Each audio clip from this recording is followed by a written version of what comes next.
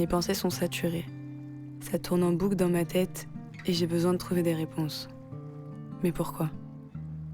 Peut-être parce que j'ai toujours été entourée de personnes atypiques, à commencer par mon père. C'est lui qui m'a parlé d'autisme pour la première fois. À l'époque du service militaire, il avait été jugé inapte. La cause, personnalité asociale. Il a un QI de 144. Il est donc au potentiel intellectuel. Alors je me suis toujours demandé pourquoi il ne me comprenait pas. Moi, sa fille. Je pensais que mon père ne voyait pas ma valeur. Et ça m'a torturé une bonne partie de ma vie. Peut-être qu'on se ressemble trop. On est dur dans nos mots, mais dans le fond, on veut seulement le bonheur des gens qu'on aime. C'est juste qu'on sait pas trop mettre les formes.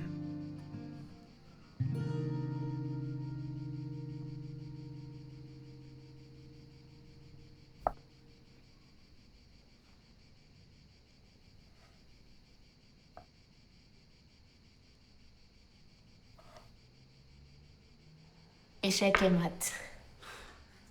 Et c'est pas possible. Tu t'entraînes tout le temps. Mathieu, le meilleur, bravo. Merci. Et ça m'a donné soif, ça, hein. Je vais boire un coup avec papa, hein. À l'école, ça devenait compliqué pour Tristan. Même s'il était très intelligent, ma belle-mère s'inquiétait beaucoup à l'idée de le voir grandir dans ce monde. Mais mon père, lui, comprenait son fonctionnement et ses besoins. Sûrement parce que lui-même était neuroatypique. Qu'est-ce qu'on peut faire alors? On n'a qu'à le déscolariser. Bon, ce sera très bien ça pour lui. De toute façon, tu sais très bien ce que je pense de l'éducation nationale, non? C'est de la merde. Ils sont là à vouloir formater des petits moutons, là, pour que tout le monde pense pareil et soit bien conforme au moule de la société. Non, on a juste à le comprendre, à être à l'écoute de ses besoins et à lui donner beaucoup d'amour. Comme pour tous les enfants, d'ailleurs. J'adore ce gamin. Il est vraiment exceptionnel. Ah, merci. Côté intelligence, elle est plutôt hors norme, hein. Il développe une pensée sur des sujets qui devraient le dépasser, là. Moi, je passerai des heures à discuter avec lui. Ouais, c'est un peu ça qui nous inquiète, hein, Maurice. Il a une super réflexion hein, sur des sujets très intéressants. En revanche, c'est pour des petites actions du quotidien que ça devient un peu plus compliqué, quand même. C'est comme pour s'habiller, par exemple. Pas facile d'avoir un petit frère qui corrige la maîtresse. Monsieur, je sais tout. Mais ça ne l'était encore moins pour lui. Et ça, je l'ai compris que plus tard. Allez les enfants, c'est l'heure de la récré.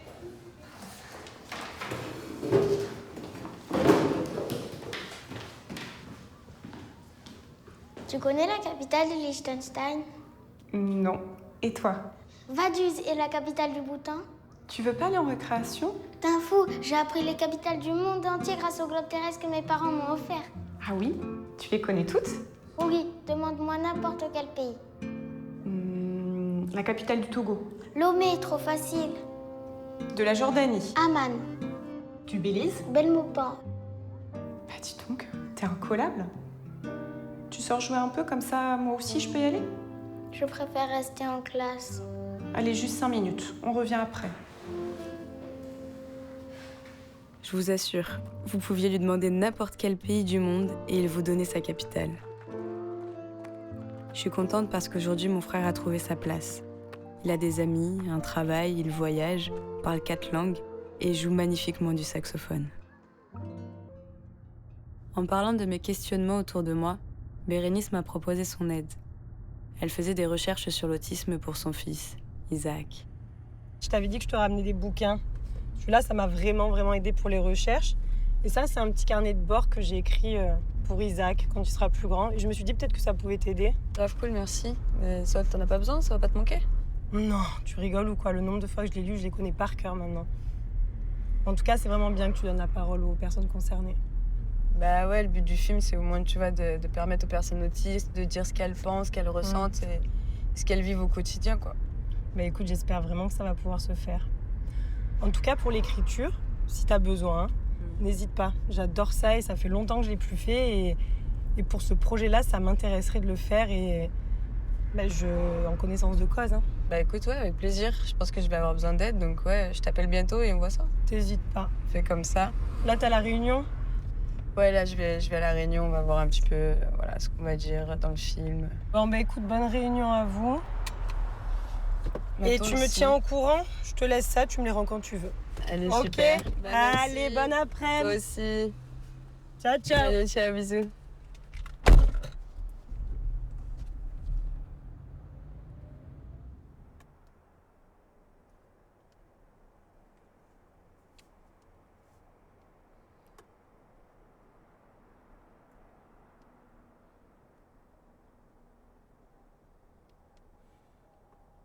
Je me tords en deux, mais je comprends que c'est le jour de ta naissance. Mes contractions ne sont pas régulières, clairement, c'est du n'importe quoi.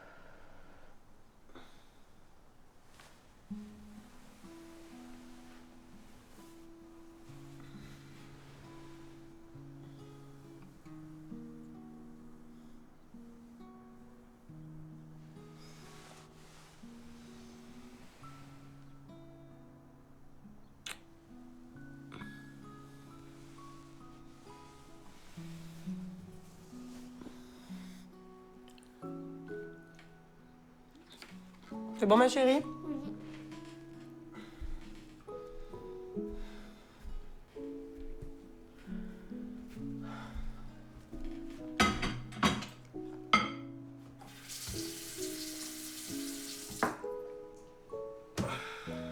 Ça va, maman? Ça va?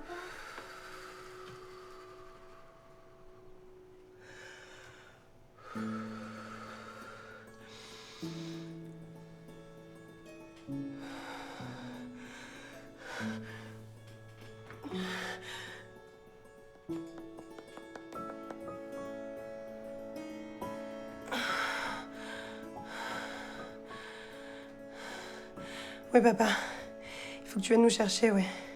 Ouais, il faut que tu m'emmènes à l'hôpital. Merci. Fini de déjeuner, ma puce. Tu te lèves? Je vais accoucher, là. Un merveilleux miracle, comme pour la naissance de ta grande sœur. Tu étais un peu surpris, un peu bleu. On a quand même mis une surveillance pour le rythme de ton cœur. L'infirmière m'a dit que tu étais sortie très rapidement pour découvrir le monde. Nous avions préparé ton étiquette avec ton prénom, Alan, 2 heures plus tôt. Mais lorsque je t'ai vu, j'ai su qu'il fallait que tu portes le prénom d'Isaac. J'ai le sentiment que tu as quelque chose de différent. Je me fais des idées, c'est juste que tu es un garçon et c'est ça la différence. Et c'est comme ça que ta vie a commencé.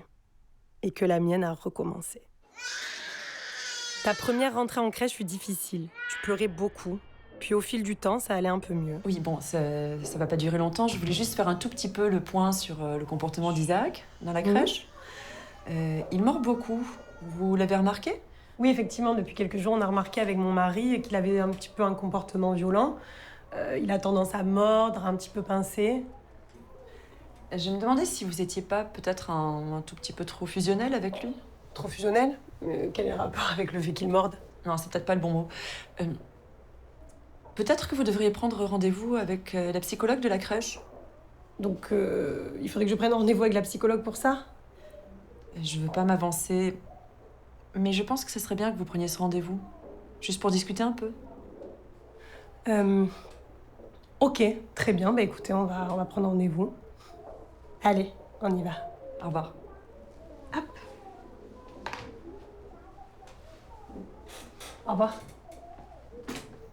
J'ai réfléchi, je me suis documentée. Mais tous les enfants peuvent mordre à cet âge-là, enfin du moins ça peut arriver. Je ne sais pas comment gérer tout ça et ma maman n'est plus là pour me conseiller. Elle qui était auxiliaire puéricultrice. Il se passe la plus difficile des discussions, une mission, un adieu. J'écoute attentivement ma maman et elle m'annonce qu'elle est condamnée. J'ai peur de la mort, tu sais. Je peux faire quelque chose pour toi, maman. Tu peux terminer mon livre. Oui.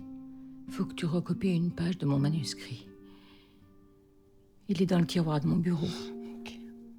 Tu le retapes à l'ordinateur, c'est tout. Hein? Et tu conclus le livre. Promis, je le ferai.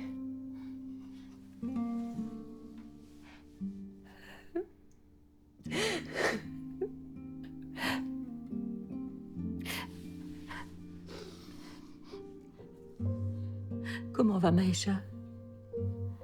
Elle va bien. Tu sais, il faut que tu fasses un autre enfant. Oui. C'est pas bien quand il y a trop d'écart. Promis, je vais y penser. Tu me promets? C'est là que je t'ai accueilli dans mes pensées et dans mon cœur.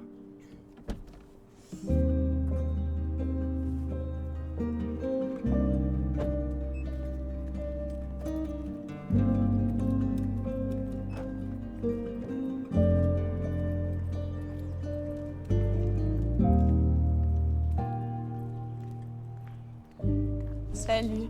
Salut Tiffany. Comment ça va? Elle a l'air toute chamboulée. Ouais, désolée, c'est ce que je viens de lire les écrits d'une amie pour son fils pour mes recherches et ça m'a pas mal émue. Je présume qu'il est autiste? Ouais. Ouais, allez, viens. Ah tiens, voilà Tiffany. Salut. Bah, merci à tous d'être à la réunion.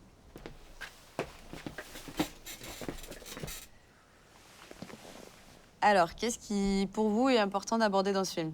J'aimerais qu'on parle des malentendus que donne un comportement autistique et qu'on arrête de dire que c'est une maladie. Bah ouais, déjà, c'est pas une maladie, c'est un fonctionnement neurologique différent, donc ça, on peut noter. Et aussi qu'il y a 25% de la population qui est neuroatypique. Ça concerne pas que les personnes autistes, on a aussi les hypersensibles, les hauts potentiels, les 10, etc. Aussi qu'on montre un peu plus de diversité dans les profils. Dans les médias, on a surtout des blancs cis-hétéros qui ont la science ou la médecine en intérêt principal, alors qu'on est beaucoup plus varié que ça. Après, il commence à y avoir des progrès dans les fictions récentes, mais ça reste un début. Ouais, c'est très pertinent ce que tu dis. Effectivement, la plupart des séries, des films, nous présentent toujours le même type de personnage finalement. Ouais, et puis ça aide pas du tout à comprendre le spectre. Chaque personne est unique dans tous les cas. Moi aussi, souvent, j'ai entendu que les personnes autistes étaient perçues comme des personnes égoïstes ou égocentriques parce qu'elles avaient tendance à écouter et à respecter leurs besoins, contrairement aux neurotypiques qui, eux, vont d'abord faire passer la bienséance avant leur propre intérêt. Aussi, ça peut être parce que les autistes ne se rendent pas compte de ce qui affecte les autres. Après, quand on le sait, on peut apprendre à s'adapter ou à trouver un compromis. Ouais, je pense qu'on devrait tous s'écouter. C'est vrai que dans la vie, il faut faire des compromis, hein, bien sûr. Mais je pense que le plus important, c'est de se rester connecté à ses émotions et de les transmettre. Oui, bah, si déjà chacun dit ce qu'il pense, ce qu'il ressent et ce qu'il veut, à mon avis, c'est bien plus simple. Vous avez d'autres idées, de préjugés en tête? Qu'on dise que les autistes soient associables. Personnellement, si je vais rarement vers les autres, c'est surtout parce que je sais rarement comment on fait. Ouais, et puis il y a tout. Il y a des personnes solitaires, des personnes plus sociables. Moi, souvent aussi, j'ai entendu dire que les personnes autistes pouvaient manquer d'empathie ou n'avaient pas trop d'émotions. Je pense que c'est faux, encore une fois, il n'y a pas de règle. Mais parfois, elles peuvent même les ressentir encore plus intensément. Surtout quand il y a de l'hypersensibilité, quoi. Oui, je pense que chaque personne a son lot de difficultés à gérer, plus ou moins compliquées, et particulièrement quand on est neuroatypique. Le neuroatypisme, c'est aussi une autre façon de voir les choses, et c'est aussi d'autres aptitudes qui ont autant leur place que les autres. En comprenant l'hypersensibilité sensorielle de Gwendoline, j'ai commencé à faire des liens avec mon propre ressenti. C'est grâce à elle et à Clément que j'ai commencé à me poser des questions sur mon fonctionnement. Mettre les pieds dehors est ma première épreuve de la journée. Le son et la lumière m'agressent, l'extérieur est imprévisible et j'ai du mal à supporter les grands espaces. Enfant, je ne pensais pas à m'équiper. Je souffrais juste sans savoir pourquoi, et sans savoir que ces sensations n'étaient pas normales. Je veux rentrer. Ça fait pas longtemps qu'on est là. Regarde là, comme c'est mignon. Je m'en fiche, je veux rentrer. 2 minutes. Je peux avoir des bonbons au miel, s'il vous plaît? Oui, bien sûr, madame. Et voici. T'as fait 3 euros, s'il te plaît. Tenez. Merci. Et voici. Et Thomas, elle est où, Gwendoline? Je sais pas, elle était avec toi. Vous l'avez pas vue partir quelque part? Non. Mais ça se trouve, elle est à la voiture. J'en ai marre, c'est toujours pareil avec elle. Bon, écoute, tu sais quoi, je vais à la voiture, toi t'attends là.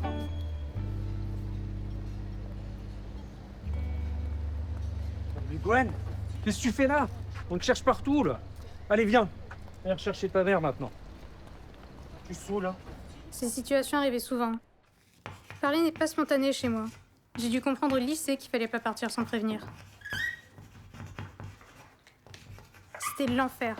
Je devais rester 8 heures d'affilée en dehors de chez moi et je comprenais pas ce qui m'arrivait.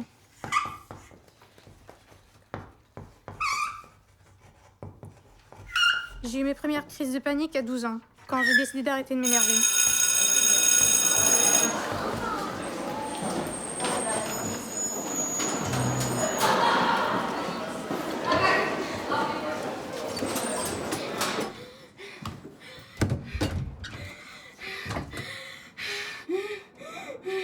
À l'époque, j'appelais ça presque m'évanouir. Mais j'en parlais à personne. Ok, c'est en face de moi. Bon, l'échauffement s'est bien passé, très bien. On va faire une révision des cours qu'on a fait la dernière fois. On va se mettre en position de garde. Un pied devant, un pied derrière, montez bien la garde. Direct, bras avant. Crochet, bras arrière.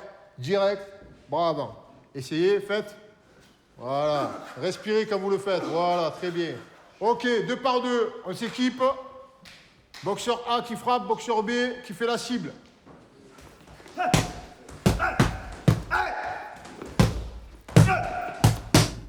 J'ai lu que les autistes pouvaient être insensibles à la douleur.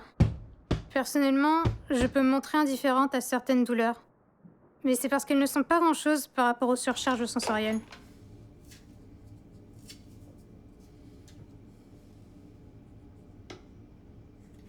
L'hygiène, c'était très compliqué en grandissant. Je supportais presque rien. Ni les cotons-tiges, ni le coupon, ni la brosse à dents, ni le contact de l'eau.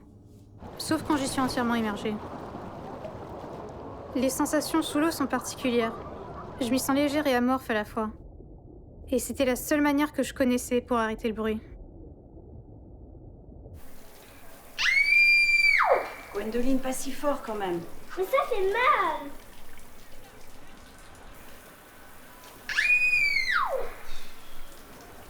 Attends, encore un peu, c'est ça d'avoir les cheveux longs. Hein.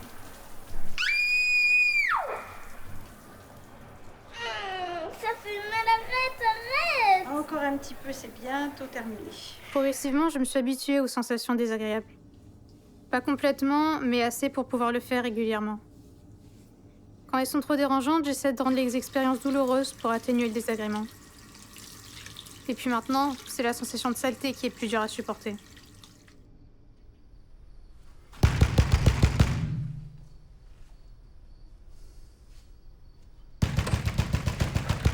Non mais ça sert à rien de s'énerver comme ça sur la porte, en fait, elle est pas là. Ça vous dérange pas, vous, ce bordel, et s'écrit jusqu'à tard le soir? J'en peux plus, moi. Mais en fait, son fils, il est autiste, donc ça sert à rien de s'énerver sur la porte ou sur elle. Et je fais quoi alors? Tout le voisinage doit subir le handicap de son fils, c'est ça? Faut qu'elle fasse quelque chose, là, c'est plus possible. Et qu'est-ce que tu veux qu'elle fasse? C'est pas un problème d'éducation, là, on parle d'autisme. Tu crois que si elle avait la solution, elle aurait pas déjà réglé le problème? C'est facile pour elle de voir son fils en crise, peut-être. Ma voisine Audrey se démène depuis des années pour son fils Noah. Autiste non-verbal et hyposensible. Ah oui, tu as fait. Alors regarde. Qu'est-ce qu'on va faire? On va faire les choses dans l'ordre. Ça te fait rire? Alors, donc Noah. Regarde, je te dessine dans la petite case. Je dessine maman avec toi. Et oui, t'as compris que là, j'allais dessiner le repas. On va manger. Oh. Ah! On va prendre le bain. Regarde, on va mettre ça pendant 15 minutes. Tu vois bien là? Quand tout le rouge, il est tout blanc, il faudra aller s'habiller. Regarde, tu regardes? Et après, on va aller manger. Donc tu as 15 minutes pour profiter du bain, mon grand. D'accord? Oui.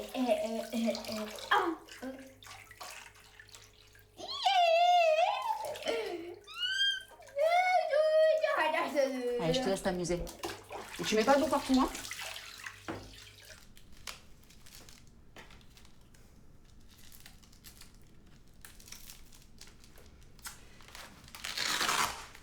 Tiens, regarde-moi.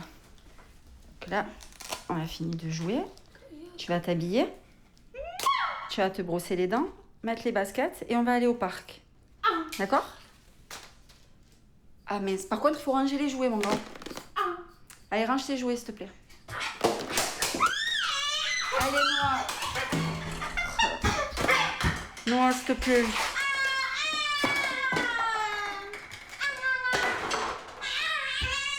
Arrête-toi, Noah, c'est plus possible, là, pour toi. Putain, même le voisin, il s'y met, mais c'est pas possible. Putain, mais il croit que je fais exprès de le faire hurler. Putain, j'en peux plus. Allez, Noah, je vais t'aider, ça ira plus vite. Allez. Allez, on le fait tous les deux. Je t'aime, mais tu le fais aussi, mon grand. Allez, Noah, je t'aide à ranger.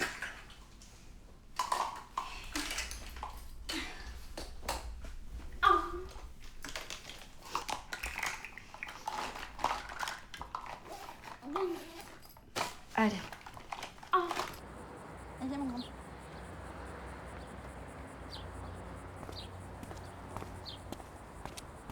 Ouais, excuse-moi. Écoute, il faut faire quelque chose là. On devient tous fous chez moi. Je suis vraiment désolée, je sais qu'on dérange, mais il est autiste. Et quand il fait des crises, j'ai pas de contrôle dessus. Je sais pas, changer de chambre. Mais trouver une solution. Il fait peur à mon fils avec ses cris, moi je dors presque plus la nuit. Ça peut plus durer. Je comprends très bien, mais le changer de chambre, ça résoudra rien. Au contraire, je vais lui changer son habitude, ça va amplifier ses crises. Écoute, je me doute que tu dois traverser des moments difficiles. Mais comprends qu'on n'a pas à subir l'handicap de ton fils. Enfin, c'est dingue, ils font comment les autres voisins? Je suis même pas le seul à me plaindre. Ben non, ils se sont plaints au début, mais du moment où je leur ai expliqué la situation, ils se doutent bien que si j'avais une solution, ben, je l'utiliserais. À part le placer ou le médicamenter, j'ai pas d'autre alternative. Tu es un papa, tu n'envisagerais pas ça pour ton gosse. Non, mais crois pas que la situation ne me touche pas. C'est juste que c'est difficile pour nous. Enfin, en tout cas, voilà, je suis désolé si tu t'es senti agressé. Et comprends qu'on est un peu sur les nerfs en ce moment. Je comprends très bien, je suis vraiment désolée. Je vais faire tout ce que je peux pour limiter les nuisances. Je suis vraiment désolée. Merci, je te remercie. Bonne journée. Bonne journée. Allez, viens, Noah.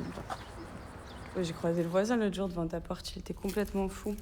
Après, j'ai essayé de lui expliquer un peu la situation, mais je sais pas, je crois qu'il a pas compris. Non, ça m'étonne pas, je l'ai croisé il y a quelques jours, il était super énervé. Qu'est-ce que tu veux que je fasse? Je vais pas le piquer, mon fils, hein? Ça doit être trop énervant de voir les gens qui comprennent pas comme ça. Ouais, mais heureusement, ils sont pas tous comme lui et qu'il y a quelques personnes bienveillantes dans mon entourage.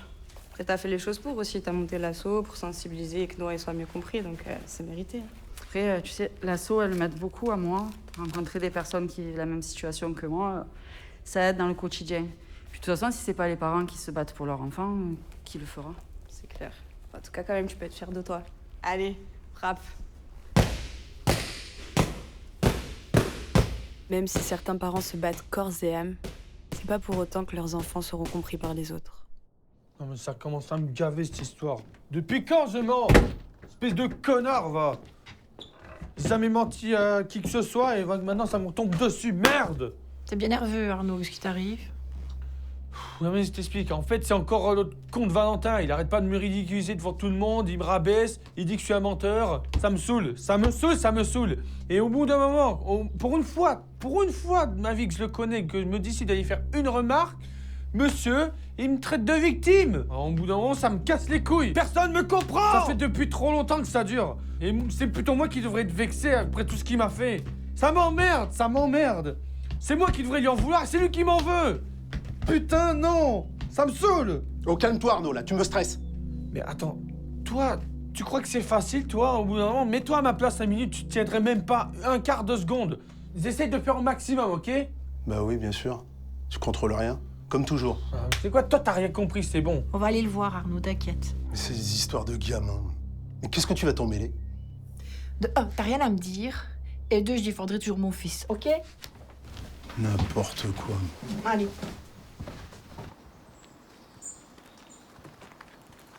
Salut, tu vas bien? Ça va et toi? Ça va. Tu n'aurais pas vu Valentin par hasard? Il vient de partir avec Bagavin, manger chez lui. Quoi? Ah, il est parti avec lui? Tu sais quoi? Ça commence à me gaver. Vraiment une bande de cons qui sont. Une bande de cons! Je les sais. T'inquiète, Arnaud, je vais aller voir Ouais, après. bon. Depuis 6 ans. 6 ans qu'on est amis. Il ne m'a jamais invité chez lui. Lui, il le connaît à peine. Et ça y est, il me vole mon meilleur ami. Je me sens trahi une fois de plus. Je viens de voir à propos d'Arnaud, pour voir qu'est-ce qui se passe. C'est un casse-couille, il fait sa victime tout le temps. Oh, casse-couille, sa victime, tu penses pas que c'est pas un peu de ta faute? Ça fait 6 ans que vous vous connaissez, là, t'invites Gabin, et lui, tu n'as jamais invité une seule fois. Oui, mais je fais ce que je veux, en fait. J'ai pas dit que tu pouvais pas faire ce que tu voulais. Seulement, t'étais bien content quand il y avait Arnaud, quand tu venais à la maison le chercher ou lui téléphoner pour qu'il vienne chez toi. Là, t'étais bien content. Et là, maintenant, tu t'en moques même d'Arnaud. Oh, ta gueule! Tu vas me parler sous un autre ton, t'as compris? T'as quel âge pour me parler comme ça? T'as quel âge? T'as vu ton âge? T'as vu mon âge, là? Alors déjà, je suis un adulte, donc je te parle comme je veux, et puis je t'emmerde! Un adulte, c'est ça. Hier encore, sur console, on s'est pris la tête pour n'importe quoi, comme quoi je suis un menteur. C'est des petits cons, Rad. Vis ta vie. Ouais, je sais, mais on est amis depuis longue date aussi, donc tu vois, je sais forcément, bien. ça fait mal, quoi. Tu vois? Mais bon, on est comme des frères, mon grand. Ouais, oui. Franchement, ça me fait plaisir que tu sois là. Ça fait plaisir. Si tu n'avais pas été là, ben... Je serai toujours là pour toi. Ça, je le sais. Eh, viens. Oh! Ah! C'était pas prévu, ça. C'était pas prévu, non. Chacun sa vision du bonheur et je vous en prie, n'ayez pas peur si ça ne coïncide pas vraiment avec ce qu'attendent les gens, car trop injustes ils le sont souvent. Pour certains une longue vie à deux, pour d'autres une putain d'une famille, pour un peu rempli de voyages. Pour moi tout ça c'est un mirage, moi je veux juste que l'on m'écoute, ça permettrait de faire taire mes doutes, comme répondre en un regard. Dans vos yeux je demande l'asile, comme si je regardais dans le miroir. Et je sais bien que c'est pas facile, car trop souvent les miens sont noirs. Je suis pas méfiante, je suis juste distante, j'ai trop peur de ce qu'on pourrait y voir. Trop souvent j'ai des sales idées quand je ne me sens pas entourée. Je ne trouve ma survie que dans le regard d'autrui. Aimez-moi, je vous en prie. À la recherche de l'amour, j'irai faire des tonnes de détours, simplement pour vous faire la cour. J'irai coller des tas d'affiches, distribuer des prospectus. Je ne recherche pas mon caniche, des gens pour qui j'ai de la valeur, moi de gens du cœur. Éternel besoin de reconnaissance, j'irai bien plus loin que Byzance s'il le fallait. La distance ne me fait pas peur dans cette quête du bonheur. Si je le fais pas, je vais crever, alors aimez-moi s'il vous plaît. Bonjour. Bonjour. Tu peux me confirmer l'adresse? C'est bon. Parfait. Avec moi, je préviens, il n'y a jamais un seul blanc. Vous allez bien? Ça va et vous? Ah, super. Je parle toujours aux gens que je viens de connaître depuis 2 secondes en étant directement bavarde, comme si je les connaissais depuis 30 ans, quelle que soit la personne. C'est vraiment compliqué d'en placer une avec moi. J'aime raconter des choses sans aucun blanc. Je parle beaucoup parce que mon cerveau voit absolument tous les détails en même temps. Si je ne dis pas tous ces détails, mon cerveau est plein, comme une cocotte minute prête à exploser. Je suis une personne très sociable, une Asperger sociable. Avec mon demi-frère Antoine, on s'aime comme on est, même si on est très différents et que nous n'avons pas du tout les mêmes besoins. Vous faites quoi? On joue à un jeu. Ok, c'est quoi? Il faut déplacer des bonbons. Et vous avez envie qu'on parle de quoi? Je sais pas. Votre jeu est pas ennuyeux, ça va, c'est pas trop dur? Ça va. Ah, moi je me souviens, il y avait un jeu où on sautait sur des plateformes. Et ah oui, je sais pas si je l'avais raconté ça. Mais en fait, moi vraiment, je suis une fille vraiment qui écrit des tas de textes. Ça ne me mettait pas très à l'aise. Car j'ai toujours mon besoin en tête qui est là. Parler, mais comme il n'y avait que des oui et des non ou bien pas de réponse, j'ai pas insisté. Quand j'ai quelqu'un à côté de moi, je veux réaliser mon objectif qui est de parler au moins 1 minute, vite sans qu'on me coupe. La copine d'Antoine était cool parce que souvent, elle avait la patience de m'écouter. Et en 3 mois, je suis plus heureuse qu'un rapport avec mon ex. Bah ouais, hein, ça se peut des fois on trouve la bonne personne et puis alors qu'on s'y attendait pas. Ouais, c'est plus Chaque bah, matin, j'arrivais au lycée la boule au ventre. À cause de ma phobie de rester toute une journée seule, assise, sans bouger. Alicia, oui. Tu peux te mettre à côté de moi en cours, s'il te plaît? Mais oui, comme tous les jours, t'en fais pas, d'accord? Arrête de stresser, Loulou. Allez. Il y a bien une personne qui m'a acceptée comme je suis et qui a su m'écouter au lycée. Ma super amie, Alicia. Alicia? Oui? On peut se mettre à côté en cours? Je suis vraiment désolée, mais je veux pas la laisser s'asseoir toute seule. Mais vous êtes tout le temps à côté? Oui, mais j'ai vraiment besoin d'elle. Elle m'aide à être moins stressée.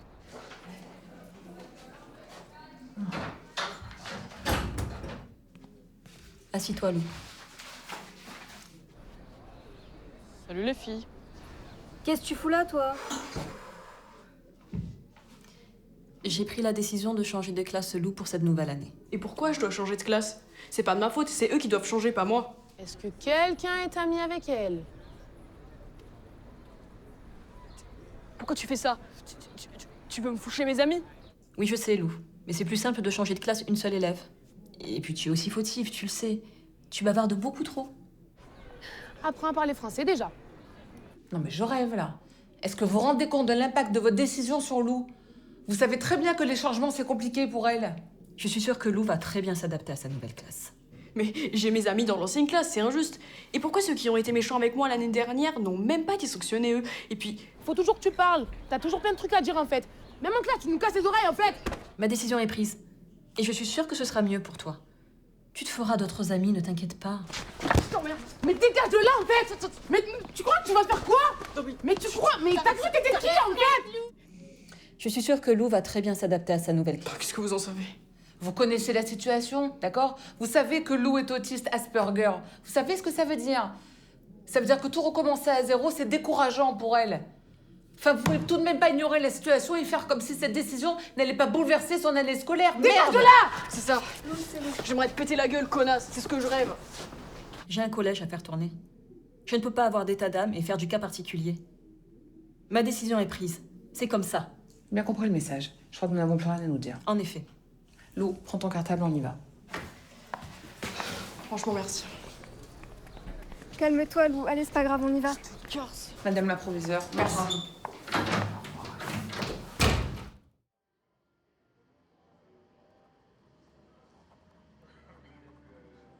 Au fur et à mesure de mes rencontres, certains témoignages m'ont vraiment marqué. C'est un enfant qui a eu un développement impeccable, il n'y a pas eu de soucis particuliers jusqu'à l'âge de 12 mois. Et à l'âge de 12 mois, en fait, du jour au lendemain, elle a déclaré des troubles du comportement. Elle ne répondait plus à son prénom. On ne nous regardait plus. Donc il y a eu pas mal d'autres choses aussi, son niveau sensoriel aussi. Donc on a été consulter un médecin, deux médecins, son pédiatre d'abord. Donc il nous a dit non, vous ne voyez pas grand-chose, qu'elle avait du caractère. Donc nous, on était vraiment inquiets. On a quand même été consulter un pédopsie, deux pédopsies, trois pédopsies. Alors chacun avait son diagnostic. L'un qui nous a dit qu'elle avait un trouble de développement, l'autre nous a dit qu'elle avait une psychose. On était étonnés parce que psychose à cet âge-là. Donc on a fait encore beaucoup de recherches. On a été sur des sites canadiens, anglo-saxons, qui nous ont donné des pistes un petit peu. Et on s'est rendu compte qu'elle était dans un syndrome autistique. Donc on est quand même retourné voir encore des médecins. On a fait un cariotype, des IRM qui n'ont rien donné, elle n'avait rien. Donc on a retourné voir un pédopsychiatre, de toute façon qui nous a dit qu'il fallait qu'on fasse le deuil de notre enfant et qu'elle ne parlera jamais. Que nous on a posé des questions, on a dit mais d'où ça peut provenir? Bon, ils n'ont pas trop su, bon, c'était un peu vague. Un autre nous a dit c'est parce que moi j'ai été trop fusionnelle ou pas assez, ou distante. Ils osent dire que c'est ton comportement. Donc un jour t'es trop fusionnelle et le lendemain t'es pas assez fusionnelle et donc ça a déclaré un autisme chez ta fille, alors que t'as déjà 4 filles avant. Oui, ben, on appelle ça la triple peine quand même. Hein. Votre enfant est différent et en plus, clash, c'est votre faute. Voilà, en fait, ça aide pour faire avancer les parents, ça. Voilà, pour se sentir mieux ensuite. Et voilà. Puis, je vois. C'était vraiment catastrophique. Alors, on voulait mettre une orthophoniste en route. On nous disait non. Un médecin m'a traité de maman barbare parce que j'en faisais trop. On voulait aussi me soigner à moi. Bah oui, forcément. Si tu as transmis l'autisme par ton comportement, c'est sûrement que tu as un problème dans ta tête. Je me dis comment on peut en dire des choses pareilles à des parents, aux familles qui souffrent déjà beaucoup de la situation, qui sont déjà des fois perdus, bouleversés, dévastés, enfin voilà, submergés par tout ce qui se passe. Et en plus, les gens qui sont censés t'accompagner et t'aider, bah ils t'enfoncent quoi. Ben, c'est ce qu'on recherche en fait, de l'aide, mais on se rend compte qu'on est regardé comme des coupables. Tout n'est pas mis en place justement pour ces enfants-là, pour qu'ils puissent avancer. Donc, parce qu'on s'en fout en général. De toute façon, en France, le handicap, c'est pas quelque chose qui intéresse, c'est pas quelque chose où on met des moyens. Et comme tu disais, on a 40 ans de retard sur l'autisme et sur plein d'autres pathologies où voilà, enfin, c'est pas des personnes qu'on essaye d'inclure dans notre société. Et il y a un vrai travail à faire en France là-dessus, je pense. Et puis elle a été quand même condamnée 4 fois, la France. Hein. Donc c'est très compliqué. C'est très difficile pour les parents. Et puis aussi de se dire, qu'est-ce que nos enfants vont devenir si nous arrive quelque chose. Je pense que c'est... Enfin, il y a ce poids-là, en tant que parent, qui doit être très lourd à porter parce qu'on se dit, si on n'est pas là, les enfants, ils sont seuls, quoi. Là, il y a 5 mois, j'ai perdu mon mari et on s'est battus tous les deux. Et on s'était promis de ne pas lâcher tant qu'Inès ne s'en sortirait pas et ne serait pas autonome. C'était notre rêve, en fait. Et là, je suis fière d'elle parce qu'elle aussi, elle a donné beaucoup de sa personne et elle a quand même pas mal souffert dans son enfance. Et vraiment, elle a envie de s'en sortir, elle a envie d'être heureuse, elle a ses choix dans la vie. Grâce à toutes ces discussions, j'ai pu avancer sur ma propre compréhension des différentes sensibilités. Le temps passe, le personnel de la crèche m'alerte peu à peu. Elle trouve qu'Isaac est isolé, il ne répond pas quand on l'appelle par son prénom. Le pédiatre de la crèche et la directrice me suggèrent de vérifier l'audition de mon fils. Comme convenu, voici le bilan d'Isaac. Écoutez, tout va bien, il entend bien et il n'est pas sourd. Bon, merci, c'est très bien. C'est une bonne chose. Écoutez, je suis pas médecin, mais je pense qu'il faudrait quand même qu'il prenne rendez-vous avec une pédopsychiatre et qu'il fasse des bilans plus poussés. Le choc. Dans ma tête, je me dis, c'est quoi ça, pédopsychiatre et faire des bilans? Mais pourquoi faire? Je me rends compte que je ne lui ai même pas répondu un mot. Je tape dans la barre de recherche, ne réponds pas à son prénom, et je tombe sur plein de choses, dont l'autisme. Dans la description, c'est évident. Les signes sont très semblables à ceux de mon fils Isaac. Je me demande ce que c'est. Je ne connaissais pas, j'ai jamais entendu parler de ça, enfin, du moins pas dans mes souvenirs. Je cherche autiste, et je tombe sur l'autisme. Repliement sur son monde intérieur. Le sujet refuse le contact avec le monde extérieur. Cette explication est très claire, mais je n'arrive pas à me concentrer. Mes pensées défilent trop rapidement. Et là, je vois cette petite étoile, les définitions et les descriptions de l'autisme. Le terme autisme est dérivé du grec « auto » qui signifie « soi-même ». Mes recherches sur Internet ne me rassurent pas du tout. J'ai passé 3 jours noirs au fond du trou. Je regarde mon fils Isaac et je ne sais pas quoi faire. C'est comme si la terre venait de me frapper en pleine tête. Elle m'a littéralement écrasée. J'ai relevé la tête et j'ai commencé par chercher quelle démarche entreprendre. Quels sont les docteurs à contacter? Après le lycée, je pensais pouvoir redevenir moi-même en école d'audiovisuel. Au début, ça se passait bien, mais je me suis attachée trop vite. Puis mon groupe a commencé à être distant, m'écarter de nos travaux et m'inviter de moins en moins. Mais comme j'étais habituée à pire, je ne doutais pas de mon intégration. Juste de ma capacité à travailler. Gwendoline, Ouais. viens avec nous, faut qu'on parle. J'avais compris que c'était pour me faire des reproches. Encore. On m'a déjà écartée à cause de mon comportement, mais j'ai pris les critiques en compte et pensé avoir fait tout ce qu'ils avaient demandé. Mais la semaine passée, il me restait des frites au snack et je n'en ai pas proposé parce que j'en avais besoin pour un autre repas. Je pensais que c'était de ça. Juste de ça qu'on voulait me parler. On a eu un message du graphiste. Il a dit que t'étais pas professionnelle et on a dû insister pour qu'il reste. On ne veut plus que tu contactes les autres parce que tu nous fous la honte. C'est comme au snack. Quand j'ai vu le devis pour la nourriture, j'ai cru que j'allais te mettre une baffe. Il y avait rien. Le nom du proprio et le montant. C'est lui qui m'a dit qu'il suffisait de mettre son nom et la somme qu'on lui devait. Mais putain, mais réfléchis. Tu peux pas prendre tout ce qu'on dit au pied de la lettre. En plus, la dernière fois, t'as apporté ton repas là-bas. Ça ne se fait pas. Et j'ai pas les moyens d'y manger aussi souvent que vous. J'ai demandé au proprio si je pouvais, il a dit qu'il était d'accord. C'est pas parce qu'on dit quelque chose qu'on le pense. Et puis la façon dont tu t'es incrustée à la soirée de Clara, franchement, ça se fait pas. Incrustée? Elle avait pas invité toute la classe? Et pourquoi tu penses que tu n'as pas reçu de texto? Parce qu'on n'a pas de numéro. Et pourquoi vous n'avez pas vos numéros? Parce qu'on n'a pas eu l'occasion de se les échanger. Non, parce qu'elle ne veut pas. Réfléchis. Est-ce que c'est vraiment ton amie? Est-ce qu'elle t'invite chez elle? Est-ce qu'elle vient te voir en pause? Et puis en plus, elle m'a dit que tu t'étais hyper mal comportée. T'es resté chez elle jusqu'à 5h du matin et tu l'as même pas aidé à nettoyer. Mais elle m'a rien demandé. Mais c'est comme plein de choses. Il faut que tu prennes des initiatives. C'est normal si Maxence n'a pas voulu que tu dormes chez lui. Tu sais ce qu'il a pensé? Que tu voulais coucher avec lui. Pas du tout. C'est juste que mon dernier bus partait tôt et que je voulais rester plus longtemps. Ah bah c'est pas ce qu'il a pensé. Et Clara, elle m'a dit que t'as fixé sa part de pizza comme si t'avais pas mangé depuis 3 jours. Elle s'est sentie obligée d'en donner une part. Et si Hugo t'a pas donné de précision sur son anniversaire, c'est parce qu'il voulait pas que tu viennes.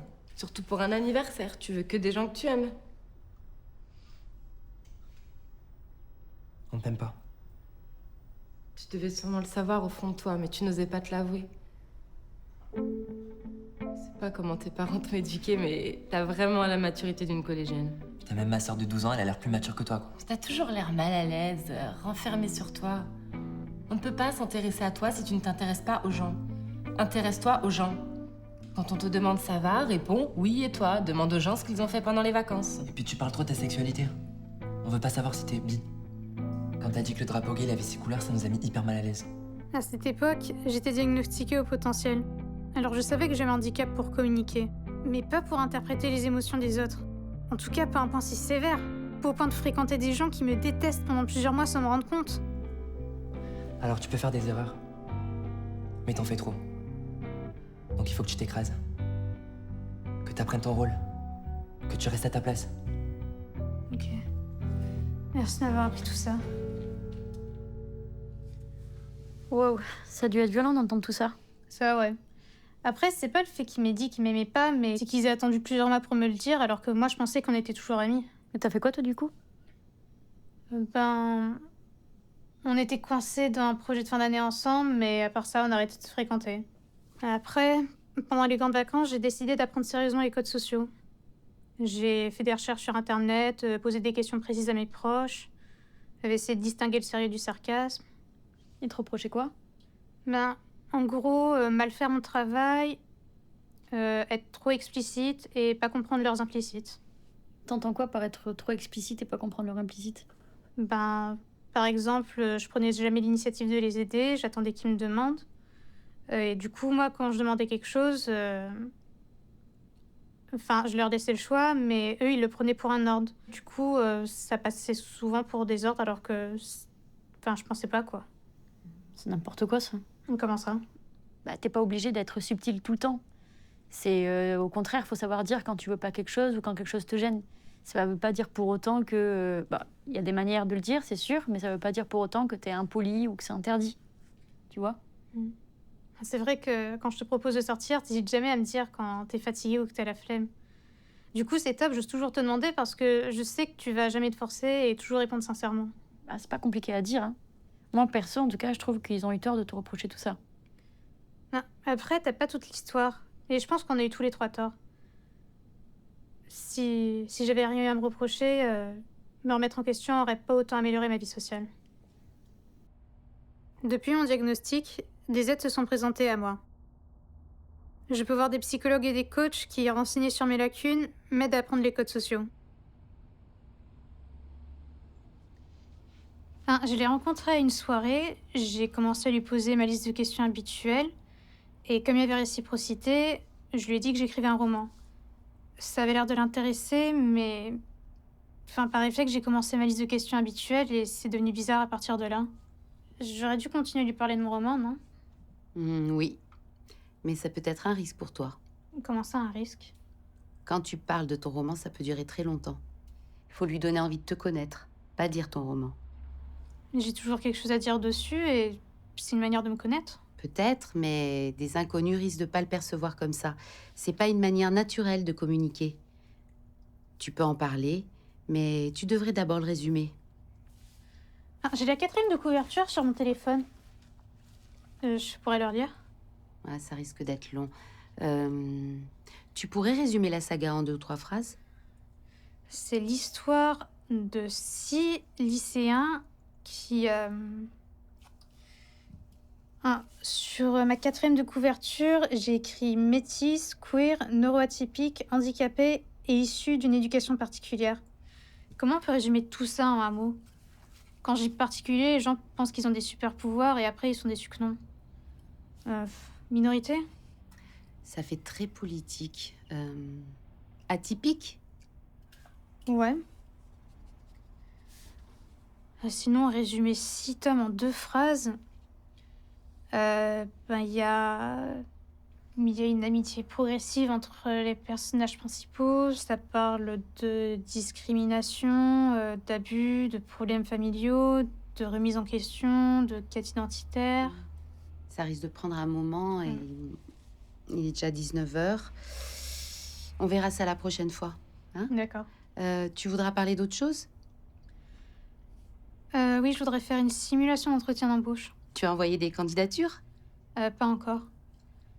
En fait, avant de le faire, je pense aux entretiens et ça me bloque. Du coup, je me suis dit que passer un entretien blanc, ça pourrait me débloquer. Et ce serait pour quel poste? Agent d'accueil ou caissière dans une boutique. Ok, d'accord. Alors viens avec un CV et une lettre de motivation. Ok. Mon plus grand obstacle dans la vie active, c'est les entretiens d'embauche. Je les ai toujours ratés. Peu importe à quel point je suis motivée et qualifiée, je n'arrive jamais à le transmettre dans une conversation de quelques minutes.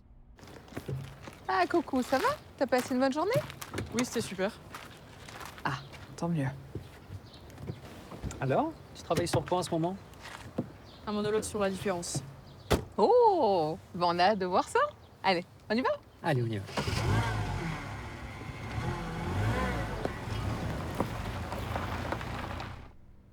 Les disputes avec mes parents sont atroces, mais le pire, ce sont celles avec ma mère. Tu pourrais ranger un peu quand même. J'ai pas envie, je suis fatiguée. Ouais, mais moi aussi, je suis fatiguée. Qu'est-ce que tu crois? J'ai travaillé toute la journée. Alors, tu pourrais m'aider, s'il te plaît, un peu? Non, c'est bon, je le ferai demain. J'ai 18 ans, c'est pas le moment de faire la morale, ça ne sert à rien, ce sera toujours pareil. Oh là là, mais t'es dur aujourd'hui. C'est fou comme tu n'arrives jamais à te mettre à ma place ou à penser à ma fatigue ou à mes soucis.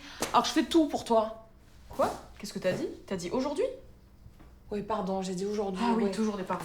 Et puis c'est quoi, mais il n'y a que toi qui prends mal ce genre de choses, Lou. Ouais, il y a que moi qui prends mal ce genre de choses. Et puis, tu sais très bien que c'est depuis 2014 que c'est comme ça. Alors arrête, ça fait comme si t'avais... C'était comme si c'était nouveau. Tu disais à tout le monde, ouais, ma fille, elle est horrible avec moi, des trucs comme ça. Et puis finalement, devant moi, c'est qu'aujourd'hui. C'est vraiment pas précis, les trucs que tu dis. Hein. Par contre, t'as vraiment aucune considération pour moi. Hein. C'est fou, ça, que tu fasses un rejet de moi comme ça, à ce point. Quoi que je fasse, quoi que je dise, je peux pas te parler, je peux pas te regarder, je peux pas t'embrasser, je peux rien partager avec toi. Alors c'est normal, tu crois pas que j'en choquer, ça? Oui, bien sûr. J'arrive une seule seconde à te mettre un tout petit peu à ma place. Des fois, je la fais pleurer tellement fort qu'il faut appeler un docteur à cause de moi. Mon comportement est pire avec elle qu'avec mon père, et encore plus depuis quelques années. Je ne sais pas pourquoi, mais je n'aime pas qu'elle me touche, et son regard me gêne beaucoup. Je n'ai jamais su pourquoi mon père a le droit de me toucher, de me donner de l'affection, de me dire des mots doux, mais pas ma mère.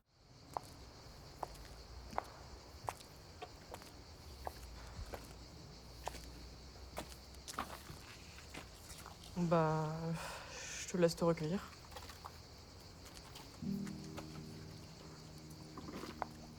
Oh maman.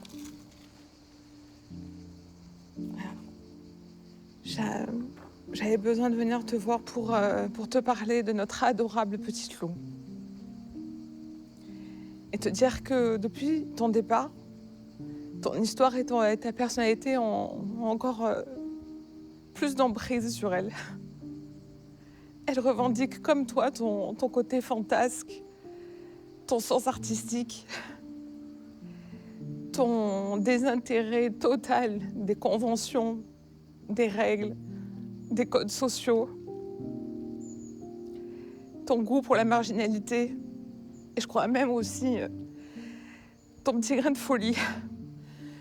Je crois que Lou se retrouve vraiment beaucoup dans cette personnalité hors norme et dans ta joie de vivre que tu as su garder toute ta vie, malgré tes souffrances et ton isolement enduré.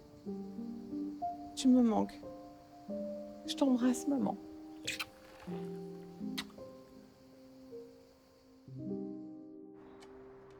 Ça commence à aller mieux avec le copain de ma mère. On se parle un peu plus. C'est pas gagné, mais on fait des efforts. Ça va Arnaud, tu t'ennuies pas trop? Si, un peu, je sais pas quoi faire, il y a d'autres à foutre, donc... Est-ce que tu veux bricoler? Je veux bien te montrer si tu veux. Bah ouais, je veux bien, pourquoi pas. Ça me passera le temps. Eh ben allez bien, on y va. Ouais, tu me montres comment on fait, comme ça. Tu t'es capable de scier avec une scie sauteuse? Oh oui, normalement, je vais essayer déjà de pas me couper les doigts, mais ça doit aller. Ouais, ce serait mieux, ouais. Bah tu sais, je vais tracer, comme ça. Voilà. Mais toi, tu scies en suivant la ligne, ça va? Ok, pas de souci. Faut qu'on change certaines lames de la terrasse. Oui, tu contournes. Il y a un clou. Tu veux le contour, c'est pas grave. Ok. C'est bon? Ouais. Je te fais confiance, hein. Oui, je vais gérer, t'inquiète. Non, ça devrait le faire. Super. Allez, c'est parti.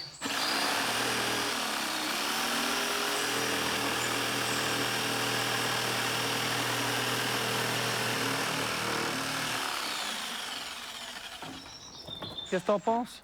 Eh ben, c'est du super boulot, ça. T'es un chef. Bah merci. Tu veux faire les autres? Bah s'il y en a d'autres, ouais, vas-y, apporte-les, hein. Écoute. Je vais te les chercher.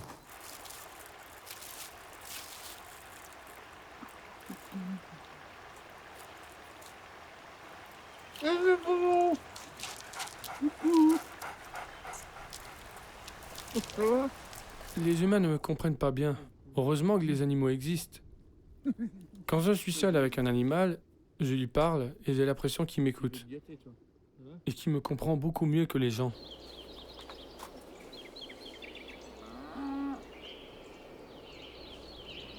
Tiens. C'est bien ici. Il y a du soleil, on peut profiter de dehors. Elles sont là tous les soirs, à attendre que je rentre de l'école. Je leur donne à manger et je leur raconte ma journée. Je me sens bien ici. Et il y a la nature. Les animaux sont gentils et sans arrière-pensée. On peut leur faire confiance. Allez, bim. Ah bah voilà, par-dessus la troisième corde, c'est mieux. Voilà. Ah bah tiens, tant que t'es là, ça te dirait de regarder un peu le catch? Le catch. C'est bon pour un débile comme toi. Mais débile comme moi? Tu me fais rire. Toi, t'es bien fan de Johnny, c'est pas pour autant que je dis que t'es débile ou que t'es fou. N'importe quoi. Mais ça n'a rien à voir. C'est tout du chiquet, le catch. Je vois pas l'intérêt de regarder ça. Hein? Mais de toute façon, avec toi, c'est toujours pareil. Il faut toujours que nous, on aime ce que toi, tu aimes, sinon c'est la merde. Tu ferais mieux de regarder des choses qui te rendront plus intelligent. Ah, même si je regarderais quelque chose de plus intelligent, avec toi, ça ne changera rien. Que je fasse quelque chose de plus intelligent ou pas, avec toi, tout ce que je fais, c'est nul, c'est à chier, c'est pourri, c'est ni fait ni à faire. Bon, moi j'ai autre chose à foutre. Ah, bah vas-y, comme d'habitude. Ça me tue qu'ils pensent que ce soit bête. Si j'étais autant un débile que ça, je n'aurais pas appris à lire tout seul. Alors, c'est quoi ça?